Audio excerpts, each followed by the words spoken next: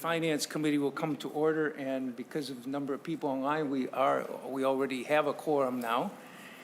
And we have one item on the agenda today, and that's the presentation of the February budget forecast from MMB with the Commissioner and State Budget Director and State Economist. And with that, we have come forward and introduce yourselves and begin the presentation.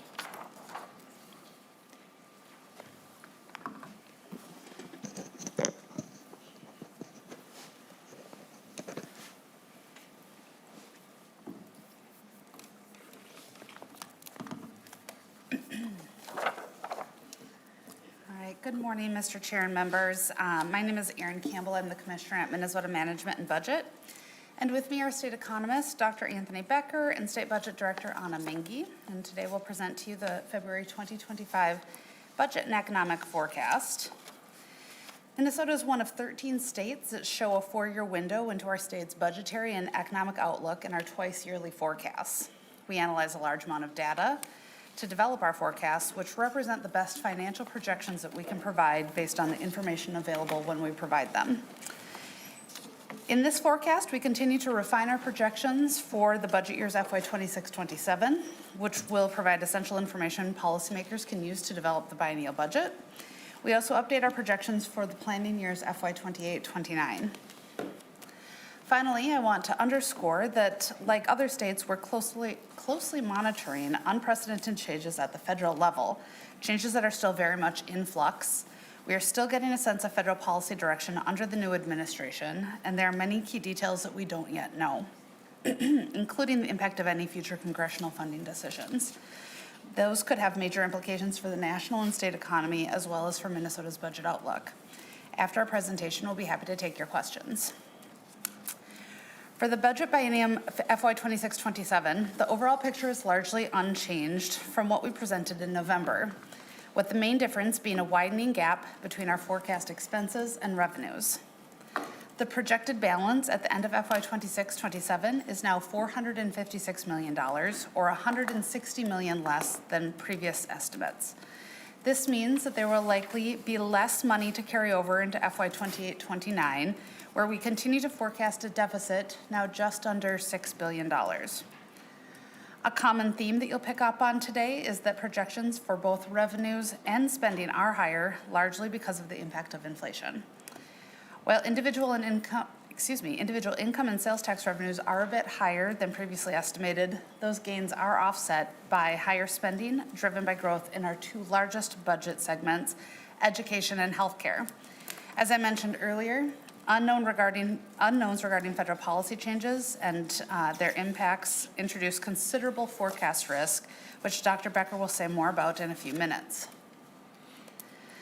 This slide shows the projected FY 26-27 budgetary balance for this forecast in the middle column compared to the November forecast estimates on the left. The column to the right shows the difference between the two. At the top of the slide, you see that our beginning balance is $10 million less than was projected in November. That is because we now project the ending balance of FY 24-25 to be just slightly lower than previously forecasted. The projected balance at the end of FY 26-27 appears under the lowest horizontal line. As you can see, we now forecast a positive balance of $456 million for FY 26-27, which again is $160 million less than we'd forecasted in November. At the bottom of the slide, you see what the balance would be if we did not include discretionary inflation in the totals. Discretionary inflation consists of the estimated cost to maintain current service levels. It is important to note, however, that the 2025 legislature would first have to appropriate those funds. The increased levels of spending do not automatically go into effect under current law. If inflation were not added to those line items, we would expect to end fiscal years 26-27 with a balance of $1.6 billion, which is $59 million more than estimated in November. That increase occurs because of the cost of discretionary inflation to maintain the current service levels. That number has grown since November by $219 million. So when we remove discretionary inflation in FY 26-27, the available resources appear greater than forecast in November. Any unspent balance from FY 26-27 rolls over to the next biennium, meaning any new spending in this upcoming legislative session would reduce the amount available to soften the projected deficit in FY 28-29. By now, you've probably become familiar with the format of the slide, which it looks the same as it did in November, but it has been updated based on this forecast. Let's start with the column in dark blue furthest to the left on the slide. This shows the $3.7 billion projected balance in FY 24-25 that we expect will carry forward, becoming our starting balance in FY 26-27. Moving to the next set of blue columns, our starting balance of $3.7 billion in FY 26-27 is reduced by the size of our structural imbalance, or the amount that our spending in FY 26-27 is expected to exceed revenues. This reduces a projected balance at the end of FY 26-27 by $2.1 billion. When you include an estimated $1.1 billion in spending for discretionary inflation, we're left with a balance of $456 million at the end of FY 26-27.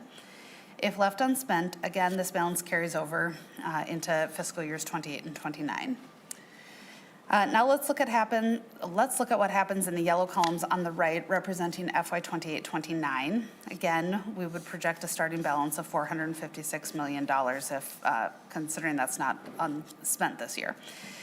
During fiscal years 28-29, we expect spending to exceed revenues by nearly $4 billion. When you add $2.5 billion in discretionary inflation to the mix, we're left with a projected deficit of just under $6 billion.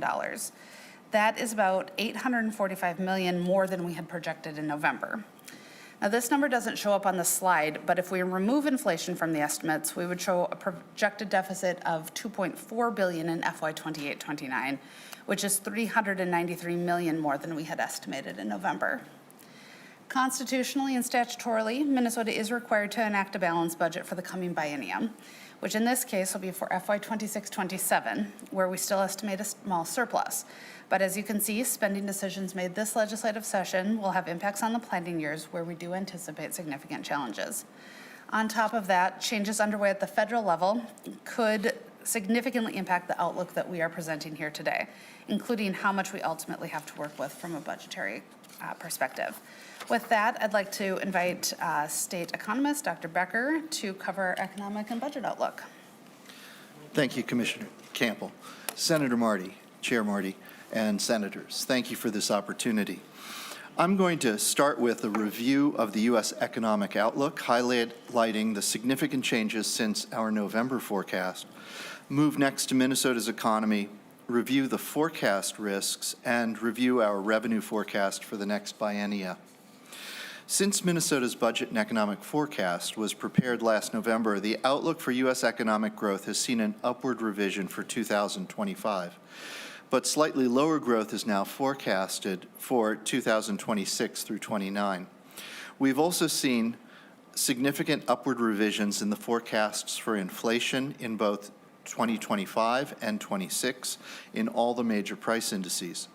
Key interest rates are expected to remain above the November forecast levels, as the Federal Reserve is now projected to hold off on rate cuts because of rising inflation.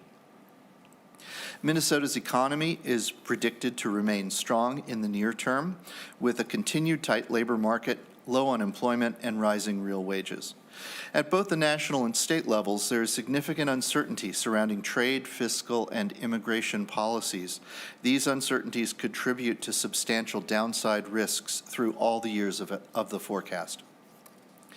Our macroeconomic consultant, SPGMI, or Standard & Poor's Global Market Intelligence, released their baseline forecast to us on February 10th, 2025. We'll receive another forecast later today, but only the baseline forecast. The alternative scenarios, they usually publish an optimistic and a pessimistic scenario. Those will be released later in the week. But in their February forecast, they assume a 10% universal tariff, 20% tariff on China, and a 25% tariff on steel and aluminum imports. They did not include any retaliatory tariffs in their assumptions. We now have higher tariffs, including potentially paused or tariffs on Canadian and Mexican products, along with substantial retaliatory tariffs, such as the not a tariff necessarily, but an export tax that Ontario announced. China has announced tariffs on U.S. soybean imports as well. Those are not modeled in this forecast. SPGMI's baseline forecast assumes that the Federal Reserve will lower interest rates once in 2025 and then pause further cuts until mid-26. However, if inflation persists or even increases, the Fed may not lower its target interest rates as much as assumed in the baseline forecast. SPGMI assumes that current federal personal income tax policies are extended beyond their scheduled 2026 expiration. For corporate taxes, they assume the rate will be reduced from 15% to 21% for corporations that produce domestically. In addition, SPGMI assumes increases in or suspension of the debt ceiling as needed. Finally, SPGMI has reduced their forecast for net international migration by 500,000 people per year relative to Census Bureau projections for 2025 to 28.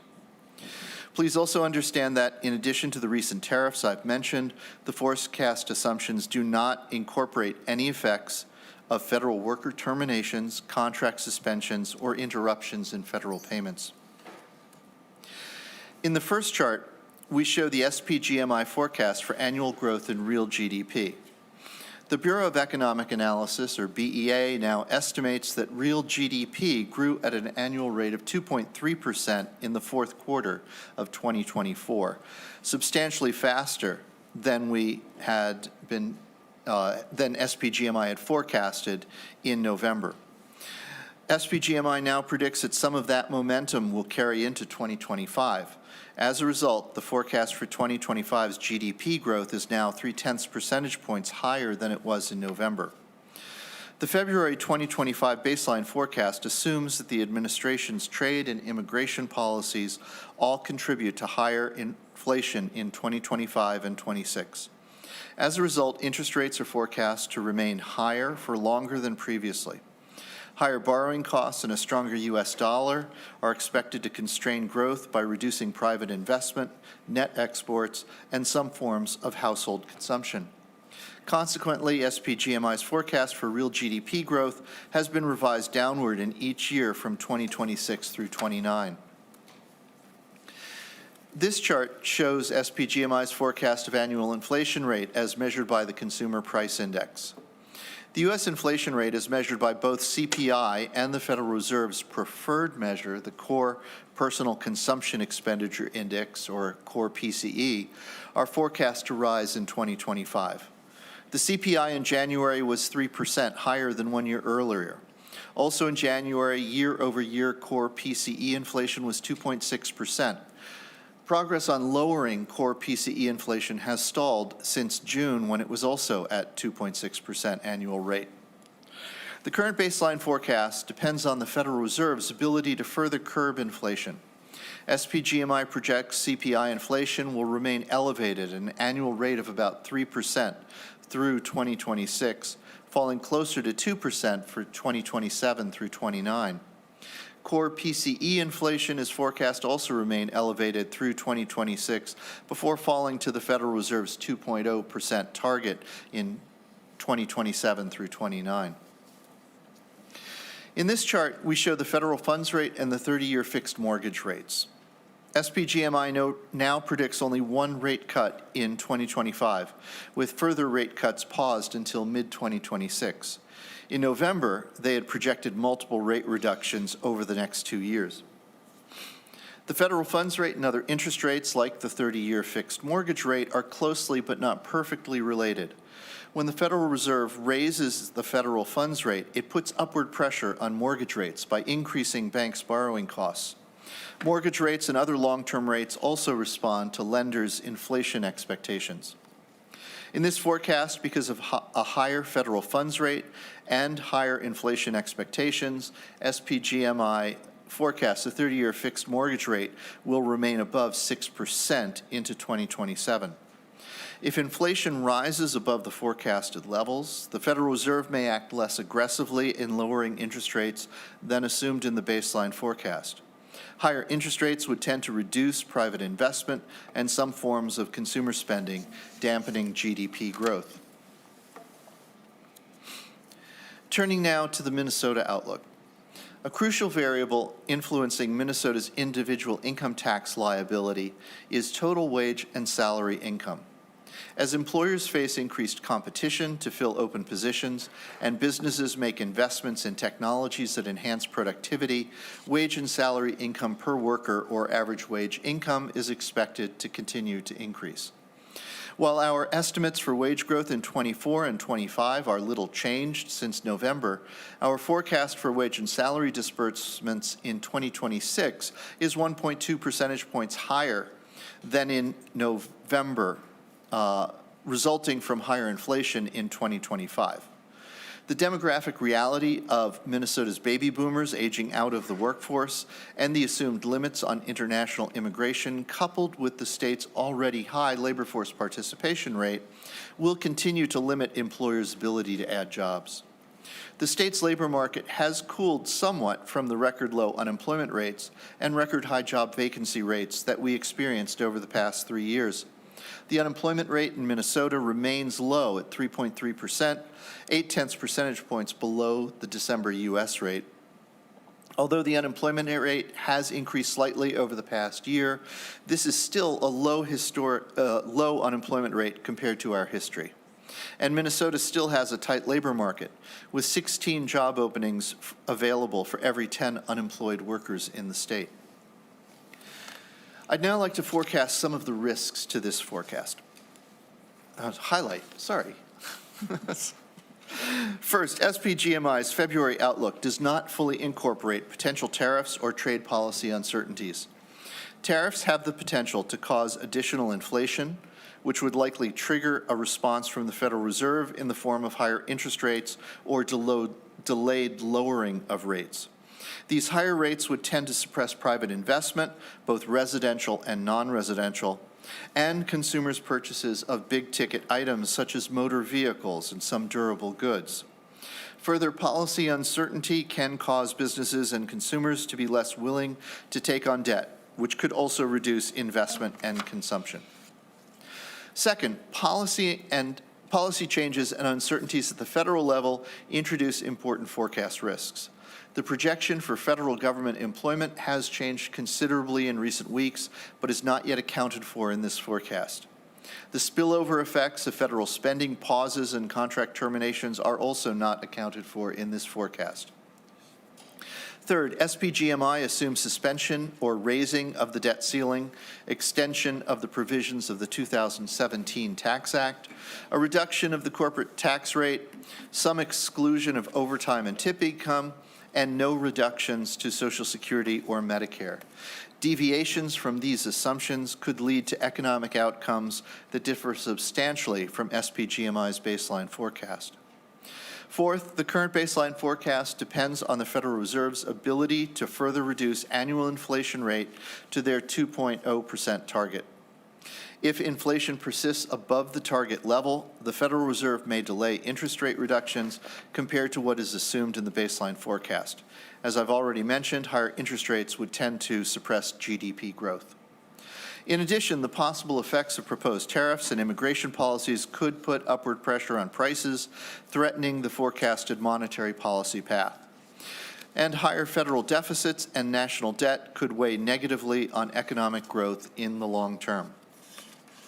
Finally, with 28 months remaining until the end of the 26-27 biennium, even small changes in the assumed rates of growth in important revenue sources can generate large changes in the outlook for this biennium. Moreover, uncertainty in federal policies, coupled with difficulty of projecting long-range economic conditions, as well as taxpayer responses to law changes, warrants caution when using forecasts for the FY 28-29 biennium. There are some potential upside risks. If the administration does not fully implement its proposed tariffs, or if it rescinds some of the already announced tariffs, there would be less inflationary effect. There is some upside risk that the fiscal stimulus from proposed tax cuts and exclusions would add to growth in real GDP. Over the longer term, technological advances could improve productivity and raise economic growth above the baseline forecast. Let's turn now to the revenue forecast. The first two columns of the table show our current forecast for the next biennium and the change from the November forecast. And the second two columns show the same for the 28-29 biennium. Total revenues for the FY 26-27 biennium are now forecast to be 1% higher than in the November forecast. Individual income tax receipts are also forecasted to be higher than in the prior forecast for both biennia.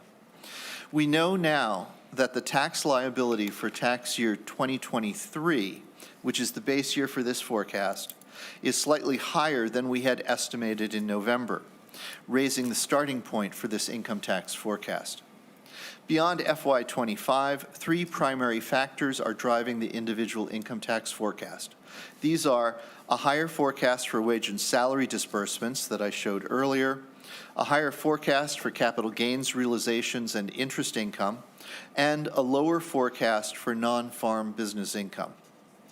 Sales tax revenue in both FY 26-27 and FY 28-29 is forecasted to be higher in both biennia than in our prior forecast. This is due to higher than expected net sales tax receipts since November and an increased forecast for taxable sales, such as sales of durable goods. For corporate tax revenues, a higher base from higher receipts so far this fiscal year and a slightly higher forecast in FY25 is offset by a lower forecast for corporate profits for fiscal years 26 through 29. The net effect is a very small decrease in corporate tax revenue in this biennium and a decrease of $39 million in the next. All other revenue is now expected to be higher in both biennia compared to our November forecast. This is mostly due to higher investment income on state fund balances. I will now turn the briefing over to State Budget Director Anna Mingy. Good morning, Mr. Chair, members. I'm Anna Mingy, State Budget Director with Minnesota Management and Budget. I'm going to walk through changes in the state spending forecast. This slide is a format that you've seen a couple times already this morning, and it outlines anticipated changes in general fund spending in both the upcoming budget biennium of 26-27, as well as our planning years of 2028 and 2029. If you look at the very bottom line of the slide, you can see that spending is projected to be higher than our November estimates by $790 million in the first biennium and $960 million in the second. This is just over 1% in each biennium. Now I'm going to walk through each of the lines to help sort of highlight what's driving this increase in forecast expenditures. The first line, E-12 education, historically our largest area of general fund spending, is higher in both biennia by $198 million in the first and $339 million in the second. This is driven by changes in both general education as well as special education. In general education, spending is higher than previously anticipated due to projections of additional students relative to the previous forecast. It's important to note that we still do project pupils to decline over time, but this forecast shows a slightly slower decline. In addition, we're projecting higher costs in general education due to increases in the basic formula allowance driven by higher rates of inflation. In special education, spending is also higher as school districts spend more on wages and transportation to deliver services to their students. The next line, Health and Human Services, is also higher than previous estimates by $338 million in the first biennium and $359 million in the second. The largest areas of spending increases are concentrated in long-term care, where higher spending contributes to $186 million in higher costs in the first biennium and $157 million of the increase in the planning years due to changes in long-term care rates and caseload. As we've discussed in recent forecasts, most disability waiver rates are increased every 2 years to account for inflation. Our forecast now assumes that the inflationary adjustments set to occur in 2026 and 2028 are higher than we previously assumed. We've also seen faster growth in the use of these services than we assumed in November. Also in the Health and Human Services line, we're projecting higher utilization of weight loss drugs in our managed care contracts, which is expected to increase medical assistance spending by $80 to $90 million per biennium. On the next line, you'll see property tax aids and credits is also forecast to be slightly higher than previous estimates. This is primarily a result of higher spending on homestead credit refunds. On the next line, the debt service forecast is largely unchanged from our previous estimates, slightly higher in the first biennium and slightly lower in the second. In this case, the change is reflecting higher interest rates, which are offset by a smaller assumed bonding bill in the 2025 legislative session. So in the November forecast, we assumed a bonding bill of $790 million a session. Now, in order to remain in compliance with our debt capacity guidelines, the forecast assumes a $700 million bonding bill this year. Spending on all other areas of the state budget is slightly higher than the November forecast, driven largely due to higher projected spending in firefighting activities at the Department of Natural Resources. The forecast also includes, as you can see in italics, an estimate of discretionary inflation. We estimate this cost will be $1.1 billion in the 2026-27 biennium, an increase of $219 million from our November forecast. This increase is due to a higher forecast of the Consumer Price Index, or CPI. This number is meant to be a guide for policymakers such as yourselves about the cost of maintaining current services as prices grow. We refer to it as discretionary inflation because it's only calculated for programs that don't include adjustments already under current law to reflect growing prices. In fact, about 60% of the general fund is excluded from this calculation, and so their price increases are reflected in the respective bill areas rather than in that discretionary inflation line. So all of those changes then add up to the bottom line increases of $790 million in the first biennium and $960 million in the second. So would like to dive a little bit into some of the underlying trends we've seen in general fund spending.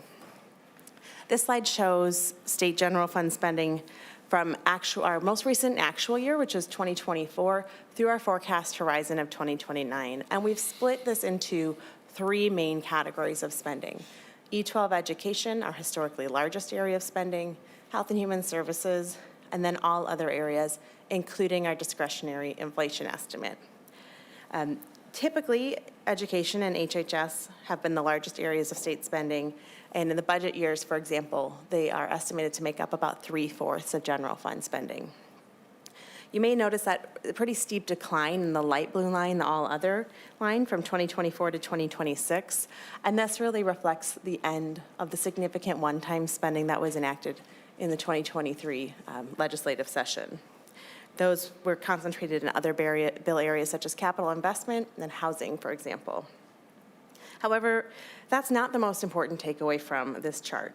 So education and Health and Human Services, as you can see, are projected to grow faster than the rest of the state budget, even after accounting for inflation. And for the first time ever, Health and Human Services is expected to become the largest area of the state budget by fiscal year 2029. As we've discussed in previous forecasts, this is largely driven by spending on long-term care services. So now I'm going to turn and discuss the education forecast in a little more detail. So as you saw on the previous slide, education spending is projected to exceed our November estimates across the forecast horizon. And a significant driver of this change is the impact of inflation on the basic formula. So basic revenue is the largest stream within general education, which is the largest funding stream within the education area. And basic revenue provides a statutorily determined per pupil amount, which is often called the basic formula allowance, that increases every year at the same rate as the Consumer Price Index grew in the previous year, with a floor of 2% and a cap of 3%. And what we see in this chart, our November forecast is the dark blue line, or our February forecast is the dark blue line, and the November forecast is the dashed lighter blue line. And in 2026 to 2028, the formula allowance is growing at a faster rate than previous estimates. In fact, in 2028 and 2029, the formula allowance will be about 1 point higher than we thought it would be in the November forecast. And I know 1% just sounds like a relatively small amount, but when applied to a base of about $14 billion, it does result in pretty significant spending changes. So next, I'd like to move on to discuss an area of risk in our spending forecast. As we've discussed in previous slides, Health and Human Services spending has grown from previous estimates, driven by changes in the medical assistance program. But it's really important to keep in mind that for every dollar the state spends, the federal government is contributing an even larger share. This chart shows on projected medical assistance spending by group and type of service. State spending is the dark blue bars, and the federal share is represented by that green and lighter blue bars. In total, the federal government is projected to provide $26 billion for medical assistance in the 2026-27 biennium. That's about 56% of total spending. This underscores how sensitive our budget is to changes in federal funding for Medicaid. And because medical assistance is a state-level entitlement, reductions in federal funding results in increased costs to the state budget. So as I've discussed in this committee in the past, the U.S. House has recently passed a budget resolution that calls for significant reductions in the committee overseeing Medicaid. The House budget resolution doesn't address how Congress would achieve the savings, only sets a target. The reductions could result in billions of lost federal funding to Minnesota every biennium, which is not reflected in our current spending forecast. A number of options have been discussed, such as capping the growth in the federal share of Medicaid or eliminating an enhanced federal match on a group known as the Medicaid expansion. In Minnesota, this group includes roughly 230,000 Minnesotans, adults without children, for whom the state receives a 90% federal match. For all other groups, the state receives 51%. And the difference between that 51%, our base matching rate, and the 90% is known as the enhanced match. In 2026 and 27, eliminating the enhanced match on services for adults without children would result in a $2.4 billion impact to the state budget. I want to be clear, our forecast assumes no reduction in federal Medicaid funding because any outcome of congressional action is unknown at this time. But the chart demonstrates the extent to which our state budget is reliant on these federal dollars for the services that we provide. So now I'm going to turn it back to Commissioner Campbell, who can discuss our long-term budget outlook. All right, thank you, Anna. This slide shows the long-term budget outlook. It compares our forecast revenues against our estimated spending for the coming biennium and the next, and that's without including any unspent projected balances or transfers to our budget reserve. As a reminder, this is what we call our structural balance. In fiscal years 26-27, projected spending is $67.8 billion, compared to $64.5 billion in revenues, which leaves a structural balance of about $3.3 billion. Then in FY 28-29, total spending is estimated to be $74.3 billion, compared to $67.8 billion in revenues, which creates a $6.5 billion gap in the planning years. You might notice the $6.5 billion gap is larger than the projected $6 billion deficit in FY 28-29. The reason the number on the slide is larger is because it doesn't include any money carried forward from previous biennia. This slide simply shows what we estimate to take in during both biennia versus what we project to spend. On the right hand of the slide, you see the biennial growth column, which illustrates that we do expect revenues to continue to grow by 2.6% per year. Estimated spending, including inflation, will increase at a faster rate of 4.7% per year. Without discretionary inflation, spending would still grow, but at a lower rate of 3.8%. As you've heard throughout this presentation, rising inflation is one major takeaway from this forecast. Another that's not reflected in the forecast numbers is that there's significant federal budget uncertainty. Federal funding is critical to Minnesota. 1/3 of our state budget comes from federal funds. In FY 26-27, we estimate Minnesota will receive $45 billion in federal funds, with more than half of that attributed to Medicaid funding, which provides essential health care and services to 1.2 million Minnesotans, including 42% of Minnesota's children. While the outcome is uncertain, we do know that recent U.S. House budget target resolution calls for $2 trillion in spending reductions. The Commerce and Energy Committee, which oversees Medicaid, is expected to cut $880 billion. How much of that comes from Medicaid is not clear, but it could range from $600 billion to the full $880 billion. A cut of that magnitude would amount to an 8 to 12% reduction in federal Medicaid outlays. If that reduction were distributed proportionately across states, Minnesota could see a reduction of $1.2 to $1.6 billion in FY27 alone, and that amount would increase over time. The Senate budget resolution calls for much smaller cuts, and so what the end result will be in the total financial impact to Minnesota is yet to be determined. What is important to note here is that under current law, the state will be required to pay any portion of Medicaid cuts that the federal government does not. This is true of many other entitlement programs outside Medicaid as well. If the federal government makes significant reductions in Medicaid, it could result in a dramatic hole in the state's budget. If that happens, Minnesota policymakers like yourselves would be faced with really very difficult choices. You could make changes to entitlement programs to reduce rates, benefits, or eligibility. You could look for new state revenue sources, or you could make significant cuts in other areas of the budget to preserve sufficient funding for Medicaid entitlement programs. At this point, it's our hope that Medicaid is not cut or that reductions are minimized, but we do want to be prepared and appropriately set expectations, in particular as it relates to the forecast that we're presenting to you today.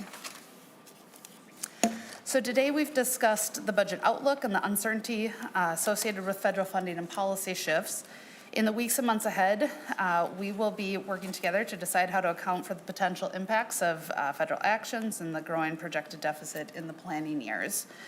But as we close out this presentation, I want to reinforce that we continue to be well positioned to make thoughtful and strategic decisions that will improve our ability to weather the uncertainty that we've highlighted.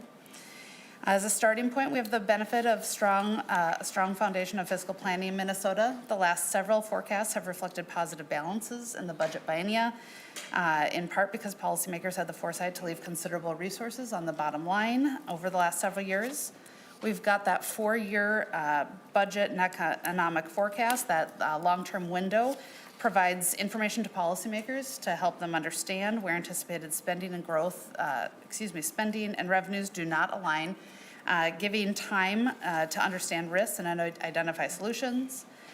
And between these forecasts, we continue to watch for significant changes through our monthly revenue updates and as well as our quarterly budget and economic updates, and also closely monitoring federal actions.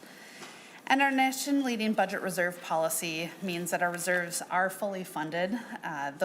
Keep in mind, those reserves are designed to provide a temporary source of funding in the wake of a major unexpected drop in state revenues after a budget has already been set, which buys policymakers time to make the necessary adjustments to bring the budget into balance.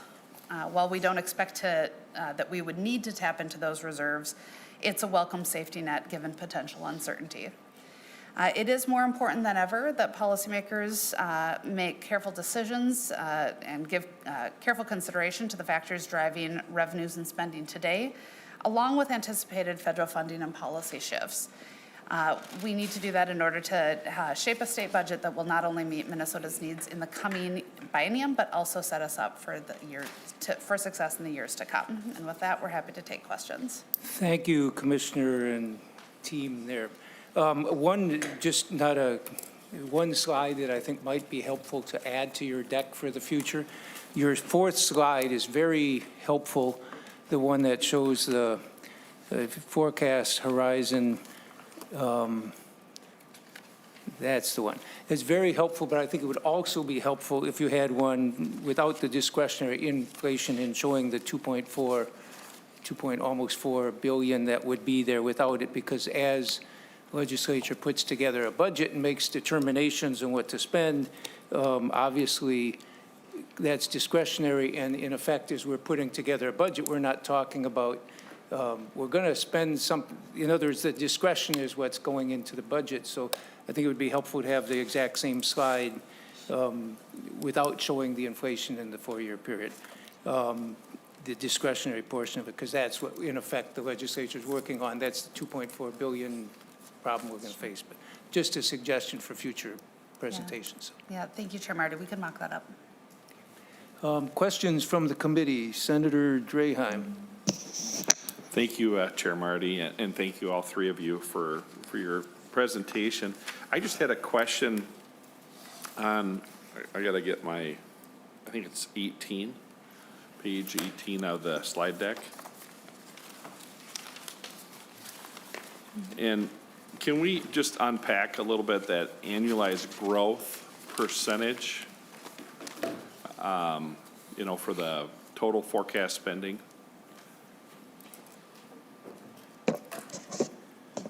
Mr. Chair, Senator Draheim, so that is the sort of growth from 2026 through 2029 annualized to like 3 periods of growth, I believe. Senator Draheim. So, and that's with inflation or without inflation? Thank you, Senator Marty. Mr. Chair, Senator Draheim, the 4.7% includes inflation, and if you were to remove discretionary inflation, it falls to 3.8%. Because I think if we just look at the percentage change, it'd be closer to 10%. Mr. Chair, I think, yes, when you look biennium to biennium, it's a larger growth. I think that's part of the challenge of showing there are 3 years of growth and some of the just impacts of compounding change. So that's why we display the annualized percent. And I think that's just a percentage that is often more meaningful to folks. But yes, on a biennium to biennium basis, it is a, closer to 10% increase. Because, Chair, if I could. Go ahead. Thank you. Right next to it, you have the biennial growth. So you think you would do the percentage right next to it. I think it's very misleading because it's half of what it really is. I mean, it's almost 10%. So just a comment. Thank you. And Mr. Chair, Senator Draheim, one of the things that we're trying to help people reflect on is that those numbers are not matched up, that the annual growth in revenues and the annual growth in spending are not aligned, which is resulting in the structural imbalance, which I just want to give a little bit more context. Senator Jasinski. Thank you, Mr. Chair and Ms. Mengy. And I apologize, I'm not on HHS in my first year on finance, but back on slide deck number 14, you talked about a $80 to $90 million increase for weight loss and medical assistance. Is this something changed this year versus other years? Is this the first thing? And could you explain what that is, please? Yep. Mr. Chair, Senator, the medical assistance has provided coverage for weight loss drugs, I think, since the 2021 legislative session.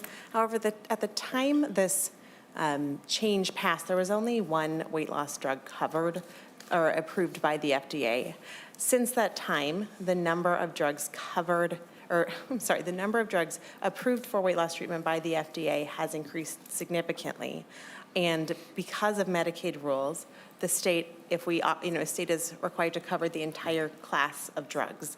And what we've seen from 2023 to 2024 was a 90% increase in the number of enrollees using these medications, and that flowed through into higher rates that we pay to the managed care organizations who are providing coverage for the majority of our enrollees.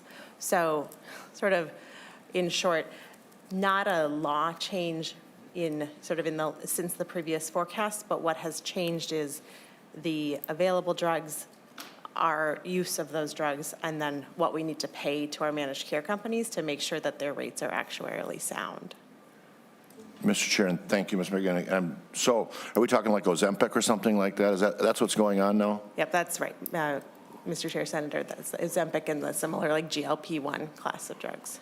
And Mr. Chair, and thank you, Ms. Meng. So we're paying to medical assistance people, we're paying that. What's a typical cost per month on that I know we're in finance, not HHS, but that's a huge number when we're seeing a $90 million increase in 1 year. So what's the average cost to a medical assistance person we're paying for their weight loss drugs? Mr. Chair, Senator, I don't have that number with me right now. I don't want to misspeak. We can follow. I'm happy to follow up with you afterwards. I could do quick math, but I don't want to give you incorrect information. Thank you. Thank you. Other questions from the committee? Senator Murphy. Thank you, Mr. Chair. And thank you all for being here on the number, the 80 million on weight loss medication really popped out for me when we got this forecast last week. And I know we're not able to forecast then the savings, but in my memory of serving on HHS, the population of people served in medical assistance tend to be sicker than the general population, and obesity is a part of that. And so while we are flooded right now with ads, with jingles that I can call up right now regarding Ozempic and Wegovy, and I wonder a lot about the long-term impact. I imagine that there is an uptake there on the part of providers in trying to deal with negative health impacts of people who are dealing with obesity. And we just don't see the savings in the budget related to that, nor do we see the positive health impacts, if there are. And I think there probably are positive health impacts, but it's a big number. It really stands out from my perspective. I had a question just based on the general economic forecast. And I watched over the weekend Almanac, which everybody should watch on Friday nights. And there was a professor from the College of St. Benedict, an economist, who I think was rooted in a fair amount of pessimism about the economic outlook. And I know as I look at the forecast book that our the organization that used to be IHS, whose acronym now I can't keep in my head because it's too many letters, predicts like 50% or 25% with some optimism and 25% with some pessimism about our economic outlook. And then I listened to Chris Farrell yesterday on NPR, who also was talking about the volatility of, or the erratic nature of, the inputs coming into our economic understanding and what that means for us in the state of Minnesota. So I am just curious about how you are taking in the volatility and what meaning we should take for that. I know we can't balance a budget based on volatility or the erratic behavior coming from Musk and Trump, for instance, but I am concerned about the inputs and what I'm hearing from people here in Minnesota who have some experience with our state and our state's economy and what that means. So if you have advice for us, other than I know, here's the thing, we have to balance the budget to the forecast. I get that. So we've got a $2.4 billion issue in the tails we have to balance for these 4 years. But it is a challenge to understand what we're facing. And I wonder if you have any insight for us. Dr. Becker. Thank you, Chair Marty. Senator, I would say, well, first off, that policy uncertainty is in and of itself something that can be a drag on economic growth and activity, simply because agents in the economy, businesses, households, and so forth, are hesitant to make decisions that have long-term consequences when short-term conditions are highly volatile. So I would say my advice would be to be aware of that aspect of it. Secondly, as I mentioned, we will not have our alternative scenarios from our consultant until later this week. They may revise the probabilities, they may revise I would certainly expect the scenarios are revised. We have a little advanced information that a majority of the blue chip forecasters are doing downward revisions in GDP growth for the next 2 years and upward revisions in inflation for the next 2 years, both of which would have implications for the state's revenues and would be something that we would need to be aware, well, that policymakers such as yourself would need to be aware of. Senator Murphy. I appreciate that, Mr. Chair, and I have one more question, this one for the Commissioner. And it goes to the last of the slides, the now what feels like the famous slide 19, or the one that people keep talking about with me. You mentioned the potential cuts coming to Minnesota in medical assistance and entitlement. And I saw recent news coverage, again, about entitlement cuts at the federal level, including Medicare and Social Security. If there were cuts, and I understand, right, the responsibility that we have, because Medicaid, or medical assistance, is a state and federal program. And so if there were deep cuts made there,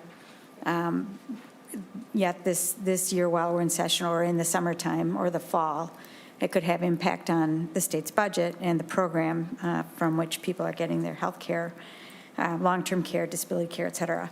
But if there were similarly changes to or cuts to Medicare or to Social Security, would the state have any obligation, would the state have any ability to do anything about those types of entitlement cuts that could come from the federal government?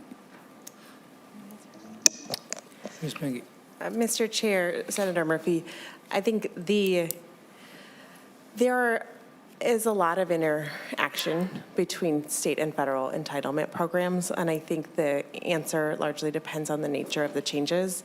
In particular, I would highlight in medical assistance, we do cover a number of folks referred to as dual eligibles, people who are eligible for both Medicare and Medicaid.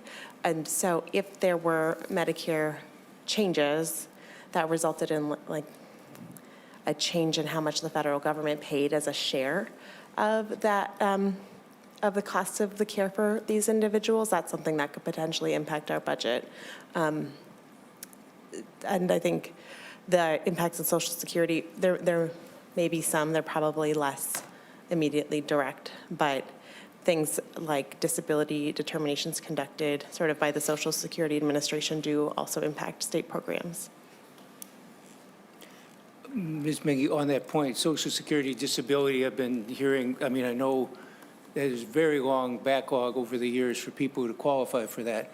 And if they have fewer people doing the work, which has been one of the areas that are talking about reducing staff, does that have an impact on our human service program? In other words, in terms of our Medicaid spending related to people with Social Security disability, or is that so totally off the charts from our Medicaid? I don't know how that interacts.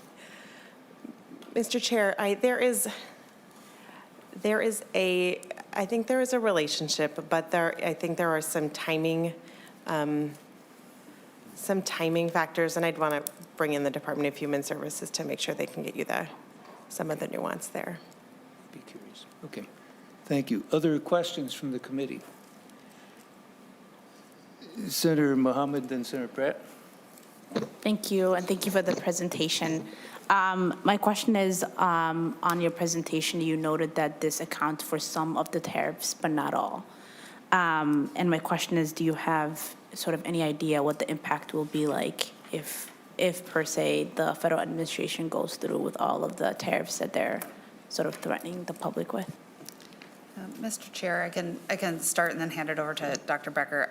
Senator Mohammed, I would say that this is reflective, the forecast is reflective of information we had up to February 10th, because on February 10th is when we got the update from SPGMI that we really used to develop the forecast. And so anything prior to February 10th, you can consider included, and anything after February 10th is not. Now, the SPGMI does try to make some assessment about the impacts of potential policy, but only to an extent, because we don't know what the policy actually is just yet.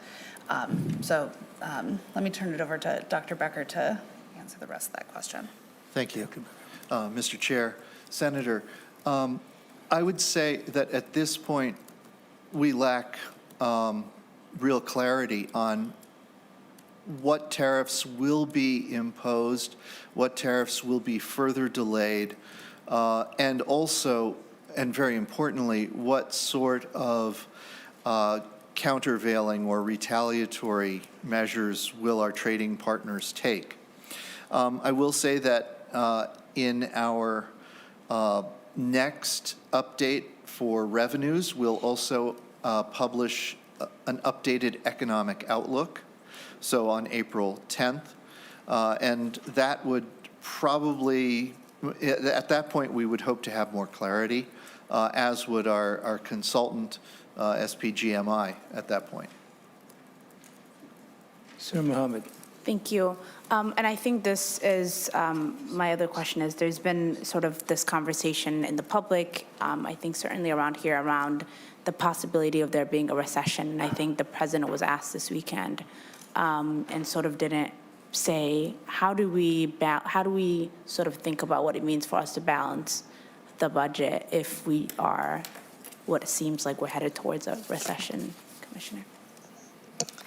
Yeah, Mr. Chair, Senator Mohammed, we have our monthly revenue updates, and then we have these quarterly updates that are both the revenue updates and also sort of mini economic update. And so the biennial budget,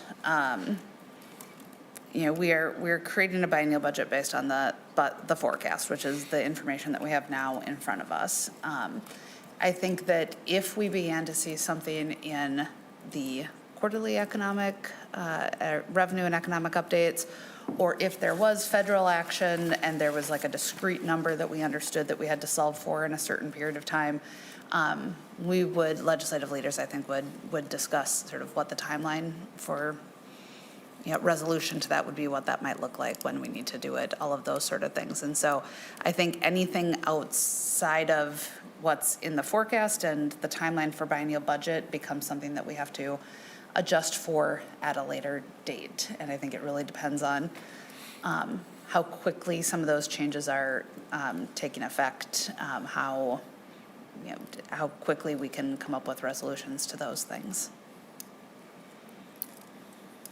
Senator Pratt, then Senator Draheim. Well, thank you, Mr. Chair, and I appreciate the presentation today. When I look at this forecast, it reinforces the mismanagement in the budget process and they're under single-party control. The November forecast already predicted a $5 billion deficit 2 months before President Trump took office. And the budgetary balance and the carryover, Commissioner, I think really hides the key problem. After spending 40% more last budget cycle and raising taxes on every Minnesota family, we are already spending more than we're bringing in. This isn't a future problem. We are projected to spend $3.3 billion more than we bring in revenue this budget cycle, the one that we're currently working on. It seems to me Democrats squandered the surplus, raised taxes, and wasted $500 million in fraud and incompetence. We just saw another $113 million that we owe the federal government. Mr. Chair, we're not going to solve this problem by blaming Washington. We need to face the cold, hard facts and make tough decisions today. Minnesota families can't afford for us to raise taxes, and they certainly can't afford for us to push this problem down another 2 years. And I hope we'll continue to have these discussions, Mr. Chair, because it is the most important thing we do this session. Thank you. Senator Draheim. Thank you, Chair. And great discussion. I just want to remind everybody that President Trump was only in office 21 days before your forecast. And then to the definition of recession, I think members bringing that up, it's kind of funny since the previous administration changed the definition of recession in '22. So we wouldn't be in a recession when most economists thought we were in a recession. So the definition was changed by the Biden administration in 2022 of a recession, so we wouldn't be in a recession. And you don't believe me, Google it. It's there. It was in the national media. NPR even did a story about it. I just want to make sure everybody understood what has happened in recent years. Thank you. Senator Jasinski. Thank you, Mr. Chair. And again, I just want to echo other members. I mean, there's a lot of talk of federal, and the federal administration, but this all started before that. Again, we had a roughly $5 billion structural surplus going into before 2023. And the $19 billion surplus was spent. Taxes were increased by $10 billion. And now we're at a $6 billion structural deficit. And this all happened before President Trump got elected. But all the discussion's been about what's happened on the federal side, what's happened on the federal side. This happened here in Minnesota in 2023. That's why we're sitting here talking about a structural deficit of $6 billion. That's why we're here. It's not what's going on. This deflection to the federal side is really getting old here in the last 2 months.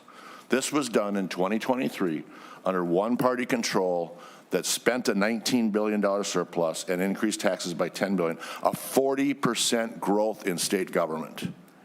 We said then, we say now, this is not sustainable. We have a handout. At one time, we had $811 million of revenue from our surplus, and that dropped down to almost nothing, the graph there that we had. And then also what's being pushed to the counties. I'm just going to read an excerpt of what was just posted 2 days ago on my county's website. Walz's proposed cost shift will impact 2026 property taxes, commissioners say. Frustrated that the state's solution to its budget woes is shifting costs to services to Minnesota counties. Rice County commissioners say it's taxpayers who will pay the price. In shifts in government, Walz proposed 2026 to 27 budget associated with for human services programs are approved. Another 5.1% or $2.3 million will be added to the county's property tax levy. And this goes on to the people of Minnesota. So all these, to correct this budget, we're shifting these costs to counties, and the counties have to put them to their residents. So the residents are paying more for what happened in 2023. I won't read the rest of the article, but again, the deflection from the federal side or from what we're doing here in the state to the federal is getting annoying because it's not what happened. This happened in the 2023 legislative session. Thank you. I think a number of our members are talking about how they are unhappy with the decisions in the last couple of years. I think a lot of the decisions we made, school meals for kids, a whole lot of investments made a lot of good sense and were wise investments. We ended up the biennium, including the out biennium, with budget money in the bank. All the bond houses gave us AAA ratings. And what we're looking at here is the forecast for the future. Forecast, I think some thought might be worse, some thought it might be better, but the forecast is the numbers the economists come up with looking at the economy. I think what I'm concerned about is the fact that while we have a $2.4 billion issue to correct over the next 4.5 years, 4.25 years, we have to address that. We will. What I'm concerned about is some of the growing concerns, the uncertainty, and I don't want to say that what happened in the stock market yesterday is what's more of to come, but I'm very concerned it is.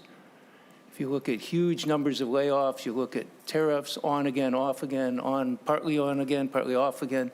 You look at all those things, you look at the layoff of perhaps hundreds of thousands or millions of federal employees, you look at all those things together. You look at the changes in immigration and everything else. I'm very much afraid that what happens is the $2.4 billion forecast for 4 years out could double or triple in quantity. Just, again, if the federal government just gets rid of the enhanced funding for Medicaid, just that alone is in this chart, so it's $2.4 billion. that's a huge, huge hit. And to me, that kind of doubles, triples that Medicaid numbers, I think it was for 2.4 billion in the first biennium. That would be like total over 4 years would be about triple the size of the problem we have, just that one change if they do. And I don't want to say that's going to happen because I don't know that it will. I hope it doesn't. But the point is, I think the forecast, we're dealing with what we have, and I don't think the budgets in the past were irresponsible. I think they were very responsible. I think that's why the bond firms all gave us AAA ratings. I think what we're looking at now is putting together a budget, and the forecast that's been presented to us is the reality of what they're saying they're seeing in the economy. And I guess I'm very concerned with the next forecast from SPGMI, what they're going to look like. I'm very concerned about what may happen at the federal level, the chaos of what's happening there, both in terms of policies that could hurt the economy and also what they're doing. Just one of these things, especially in Medicaid or in what they're doing with education, taking those things away could double or triple our problems overnight. And so to me, the 4 year out 2.4 billion we have to address, I'm confident we can address that. I'm just very concerned about the future. So all this, oh boy, don't be so concerned about the federal government. I think just the scope of the problem is so huge there that I don't think Minnesota or any state could deal with the kind of cuts they're talking about. I don't think there's a single state budget that wouldn't be sent into a tailspin if they do that. And so we're hoping it doesn't happen. I'm glad some of the members of this committee, some of the Republican members sent a letter to Congress saying, please don't cut Medicaid like this. That's going to have a huge impact. We don't know if that's going to happen. I sure hope it doesn't. But that's the only reason I'm hearing people talk about concerns about the federal government. I didn't hear a lot of people ranting about, there were just a few questions I think I heard from members of the committee about the future impacts, not a lot of blaming or anything else, but I think that we have to be careful here, and the economy is what it is, and their forecast is telling us what they're seeing, and I think we'll see what happens in the future, but I just want to caution people spending all their time blaming and saying that our budget is in bad shape. I think our budget was done well in the last 4 years, and I think the last couple of years, and I think that the bond houses recognized it was a responsible budget. So are there any, Senator Drahan? Thank you, Chair, and I will respectfully disagree with your comments about the budget. But on the federal side, I think we have to remember the current administration is trying to tackle a $34 trillion deficit. And, I think all of us have to be mindful of that and what effects happen when we spend too much. And to bring that home to Minnesota, and I wish Senator Pappas was here in person, you look at the numbers for bonding, and a lot of our small communities really need some bonding. For me, it's water projects. So people in my district have clean drinking water. Our debt service, or our ability to bond, has been shrunk because of what we are spending money on. So our budgets do have very direct relation to providing basic services across the state. And for me in my district, it's clean drinking water. And I just wanted to mention one other thing, Chair, and then I know you probably want to wrap this up. If we remember back when Biden got elected, he did some things that affected our economy too. One being the pipelines. And, there was a lot of welders, good union jobs that could have happened. And those pipelines fund our local schools where that pipeline travels. And that also affected our economy. And we adjusted, just like we'll adjust to whatever the current administration does. But I'm more concerned about what we can control. And my last question for the testifiers, Chair, is there was some news here recently about some mental health services that the paperwork didn't get filed correctly, and that we owe the federal government some money. And I've heard a wide range of dollars. Can we get an estimate of how much that is? that we owe the federal government because we didn't turn in the paperwork in a timely fashion. And where the error came from or the miscommunication, and how much that is. Ms. Mingy. Mr. Chair, Senator Draheim, so the issue that you're referring to, I believe, is in the Behavioral Health Fund, is the name of the state program. And for a number of years, the Department of Human Services was billing the federal government's Indian health funding to pay claims for services provided in tribal residential facilities that were determined to be sort of under a classification known as an institution for mental disease, or IMD. At the federal level, there's something called the IMD rule, which is that federal funding, federal Medicaid and IHS dollars can't be used to provide services in these facilities because they have 16 or more beds towards the policy goal of serving people in sort of less concentrated and institutionalized settings and rather preferring sort of a smaller group setting. But so over this period of time, these facilities were eligible for payment from the Behavioral Health Fund, a state program.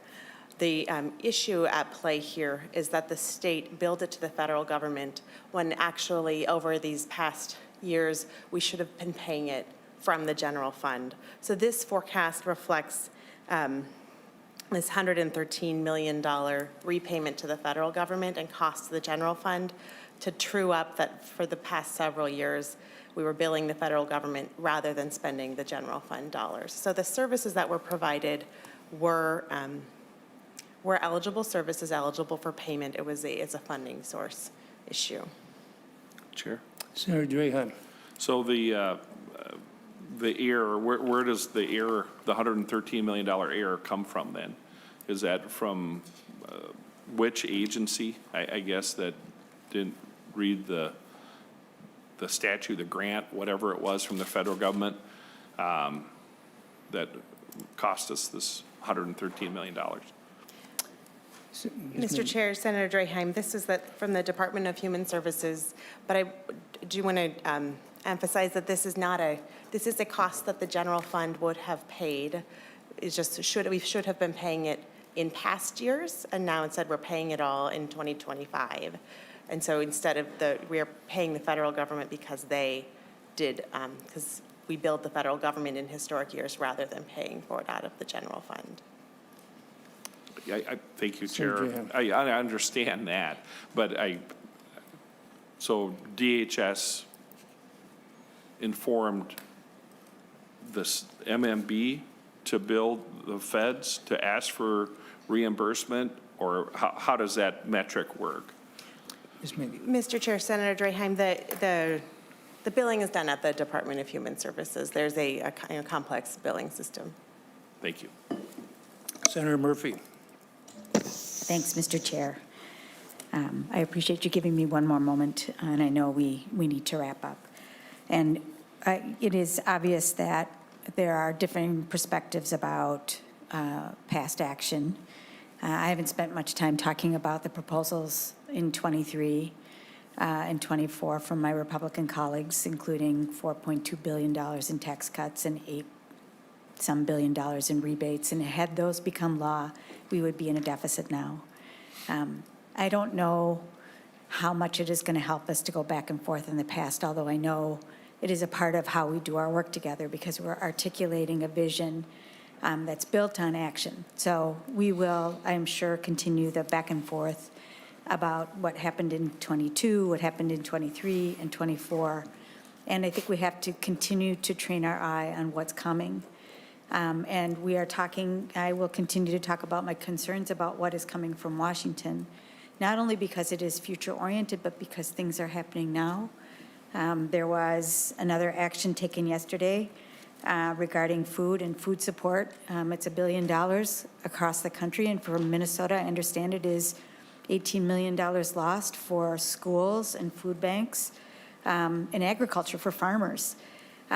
Those things are going to add up for us, and they're going to impact the economy, which is why I keep asking questions about our economic outlook in the short and the long term, because I think it is really important when we think about our job of balancing the budget, and we're in a financially stable place right now. I think it's really important to continue to remind Minnesotans that we're in a financially stable place right now. And as we look out, we have an issue in the tails. And I keep wondering when I am home at night thinking about this problem, how we have an obligation and a responsibility to balance the budget. How realistic is it for us to balance the budget in the tails when we don't know what is going to come this summer and fall? So we have the job to do, and our caucus is committed to doing that job. But we can't close our eyes to the impacts and the signals that we're getting from the administration in Washington, and whether they are acting in goodwill or good faith. That isn't the question. The question is what is coming to us and what do we have to do in response? So I want to thank you for being here. This is, every time I hear this forecast, it gives me great pause and motivation to do right by the people of Minnesota. And we will continue to have our political debate, but then all of us together are going to have to focus on what's coming in our direction and act on the behalf of the people of Minnesota. Thank you. Senator Champion has his hand up. Thank you, Mr. Chair, and I will be brief, and I hope that you're able to hear me okay. I'll try not to repeat some of the comments that have already been made, but I thought it would be important for me to put in context what I just heard Senator Murphy also tried to do, which is to remind us and even the public that when we think in terms of budgeting, it is we are responsible for making sure that we deal with the current set of circumstances, and also make sure that we are thinking about the next biennium. And when the initial budget was done, we did that, right? Make sure that that biennium, and then for this biennium, which is why we have a surplus. That surplus is, it dealt as blows one way or the other, but it's a positive surplus. Now we have the responsibility of looking out and making sure that we are being as thoughtful around what we see in the future, which is in the next 4 years. So I just want to also say that with that, to do that work, we do have to think about what's happening in Washington, D.C., and how it's impacting our budget. You heard the conversations around Health and Human Services and Medicaid and all those other things, the uncertainty around things that may not be continued invested in by the federal government, and how we as a state will be required to step in. That means something. And for my colleagues to deny that and only want to look back and say it is due to, and you can fill in the blank, I just don't think that is real. I think it's not looking at the whole entire picture, or only taking from the picture what you want, eating everything else. I think whenever we approach something, it has to be balanced. Let's also take into consideration the whole idea that I heard my good friend Senator Draheim talk about good, union jobs in the past, and wanted to use an action of former President Biden to say, hey, here's what happened when he was going into office or made a decision. But I didn't hear my good friend Draheim comment on the good union jobs that are now at risk right now.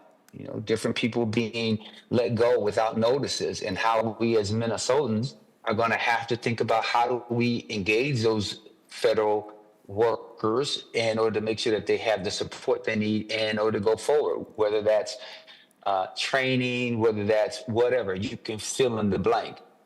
But I just hope that we would be balanced as we have these conversations, and for us to be Minnesota-centered, so that we can do what's in the best interest of Minnesotans, because we can certainly point out faults, even with the current administration and the decisions being made, whether it's from Wall Street to Main Street, whether it's from our colleges and the federal government reneging on or stepping back from contracts, whether it's our domestic abuse organizations like Tubman and others who aren't receiving their federal funds, and therefore there being the risk of mothers or fathers who are experiencing domestic violence not having a safe place to go. That has an impact on us as Minnesotans and our budget. So thank you. I just wanted to say that I hope that we will all look forward and see what we can do together in order to step up and make sure that we keep Minnesotans at the center of our discussions and not our ideological perspectives. Thank you. Thank you, Senator Champion. Only thing I want to add is that, Senator Draheim, when you mentioned that the federal administration is trying to address the deficit, my concern is that this $1.5 trillion in cuts they're talking about doing over 10 years is not to balance the budget, but is to reduce the increase in the deficit that would be caused by the $4.5 trillion of tax cuts they're talking about for high-income people. If they were addressing the deficit, it would be one thing, but this is to reduce the deficit increase that they'll have from the tax cuts on largely wealthy people. Senator Draheim. Once again, I respectfully disagree. They're trying to get the budget back to pre-COVID targets, adding some inflator, just like you did last year here in this very committee by adding to the budget. They are going back to pre-COVID numbers and adding some kind of index to it and trying to get our budget back to that and of course, balance the budget. With the huge federal deficit. But that's not why we're here. And the only reason I bring that up is because other members have brought up other things about the current administration. And so I wanted to just use Biden as an example that every administration has their own priorities, just like our governor has his own priorities. And, our job here is to come up with our own budget between the House and the Senate. And, unfortunately, it seems like we just go along with whatever the governor wants to do.